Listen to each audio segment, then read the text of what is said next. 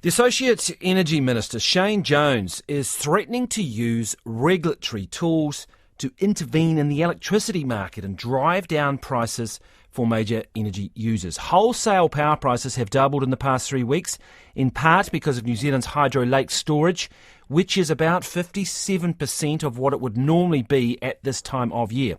Some major users say soaring power prices are putting their very viability at risk. Winstone Pulp International has paused work for 14 days at its two sites, Tangiwai Sawmill and Karooi Pulp Mill, because of rising power prices. And in Penrose in Auckland, OG Fibre Solutions says it may close its Auckland paper recycling mill. I spoke to Shane Jones earlier. First thing I'd say is that New Zealand last week had the highest spot energy prices in the Western world. On Tuesday, to buy wind, to buy solar, to buy hydropower was more expensive than buying coal-based power. For a long time, I've felt that there are some significant deficiencies in the actual structural makeup of our wholesale energy market. The Minister of Finance, along with the Minister of Energy, are getting some urgent work done to look at what short-term measures can we take if indeed there are some deeper structural failings in the rules and the regulations governing the energy market. What are your options? What are your options for actually affecting price here, other than telling big industries like Tiwai to dial back their demand?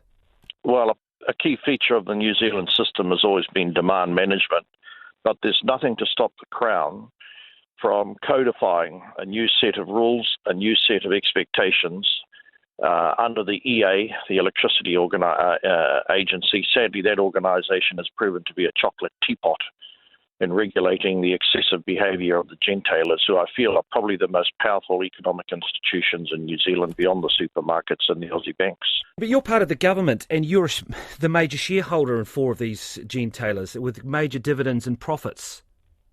And we now have a situation where we're short of gas, but it is my suspicion, and indeed I've shared it with my cabinet ministers, and they also seized of the issue, that although we had a review in 2018 and 19, we've now got to re-engage with the sector. Now, look, the Gentailers are always very, very strong, and they seem to have had an effect like kryptonite on earlier governments, but we cannot have a situation where our regional firms are being driven to the wall by the profit expectations and the behaviour of the Gentailers. So I'm just trying to get to establish what it is you would want them to do. Take less profit. No, I've just said to you that at the end of the day, the Crown has options. I've given you one option that we're looking at. In terms of the gas industry, obviously there's demand management. Work is taking place as to whether or not New Zealand should start importing LNG or LPG. That's being, I understand, promoted by the Meridian Company. I'm very leery about the Meridian Company because they gave $100 million, according to the media, to the Ngātahu tribe to get a resource consent, and I don't like that type of behaviour. Sorry, can I just come back to the Gentailers to be very clear about what this option is?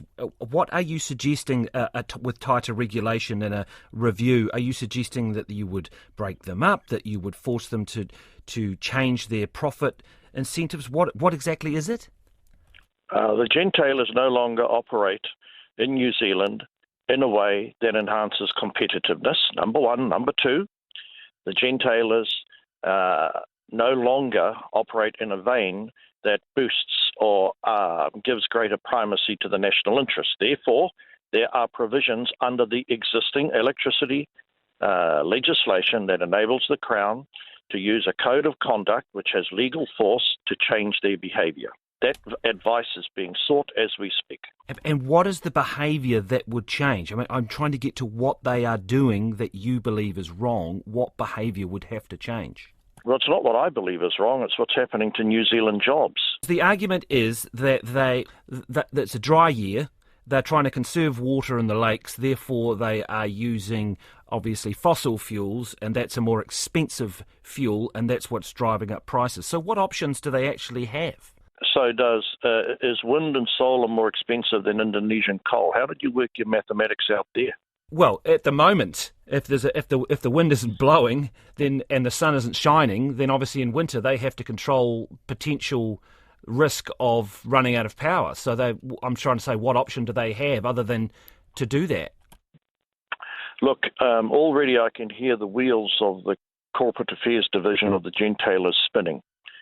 They can continue to spout the nonsense that you've just articulated. We have regulatory tools. We're seeking advice. And from my perspective as a regional development minister, I don't see why the interests of consumers, I don't see why the interests of employees in places like Raetihi should play second fiddle to either the corporate girth or the corporate ambitions of our Gentailers. Simple. Would you break them up? Well, let's just tie-ho. I never said that we're going to break them up. I said we've got regulatory interventions.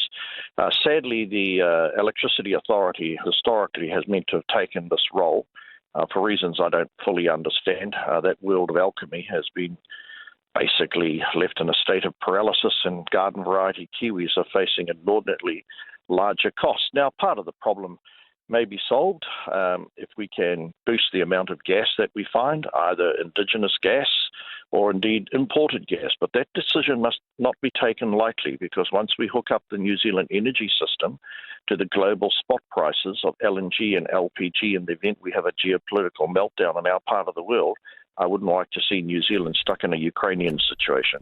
So just to be clear, it's fair to say that your government is at the very least exploring and considering the option of intervening into the electricity market to bring down prices for both retail and obviously business consumers. This matter has been of such significance, cabinet ministers beyond myself are seized of it, not only with great enthusiasm, but with deep seriousness. I just want to repeat that question again. So it's reasonable for us to say that you're exploring, looking into the idea of intervening, regulating to force energy companies to bring prices down. We expect the energy companies to offer our New Zealand regional firms a deal akin to what they offered Rio. What about retail customers? Oh, well, look, the deeper problem is that we don't have enough energy in New Zealand. Sure, you're going to hear that we've got lots of consented wind and solar, and it takes a long time in New Zealand to bring these things to market. I've heard all these excuses from the paid hired guns from the Gentailer sector, but if we're looking to the Gentailers of their own volition to solve this critical issue for New Zealand, then we're looking at a chocolate teapot. We've got to do it ourselves. So let's put the retail issue to one side for a second. What you're concerned about is in terms of the economy and the ability for New Zealand's ability to create wealth, is that there's a number of New Zealand companies that are being curtailed because of the energy prices they're having to pay. So for those big business customers, you're saying they should get discounted electricity prices like Rio has, in order to, protect our economy? Look, I fear for the sense of well-being in Raetihi and those small places where the largest local employers are telling us, because of the fallout with their local power suppliers, they're contemplating closing their businesses. This is what a regional development minister should be doing. And we have the regulatory tools. They've never really been used, largely because don't underestimate the power of the Gentailers in New Zealand. I say to you again, they're probably the most powerful economic organisations, even beyond the Aussie banks nowadays. And we're going through an energy transition, and they're going to have to come for the ride to ensure that when we bring international investment to New Zealand, we don't scare it off by hopelessly expensive energy prices, and that they bear in mind that politicians operate on behalf of the national interest. So you don't believe their explanations for high prices? Do you believe they are profiteering? No, don't even bother answering me the question. I have never, ever had confidence in what the hired guns of the Gentailers have said. And do you have confidence, just finally, do you have confidence in the overall structure, the Max Bradford structure of the electricity system as it has evolved since then? Do you actually have confidence in the system? Please let me share for Kiwis. Max Bradford said his restructuring would lead to a power price behaviour which was akin to a gradually rising straight line. What we are seeing at the moment is a straight line akin to Mount Everest. the changes, popularly known as the Bradford changes, that was then. This is now. We're facing a host of different circumstances, partly climate-related, partly shortage-related, but as much as possible, I think that power's gone to the head of the Gentailers and not into the industry of New Zealand. Are they profiteering? Of course they're profiteering. And that was the Associate Energy Minister, Shane Jones, with some tough talk there. Now, we have approached the Gentailers. There is an open invitation for them to come on Morning Report and respond to some of the criticisms from Shane Jones, the Associate Energy Minister, this morning.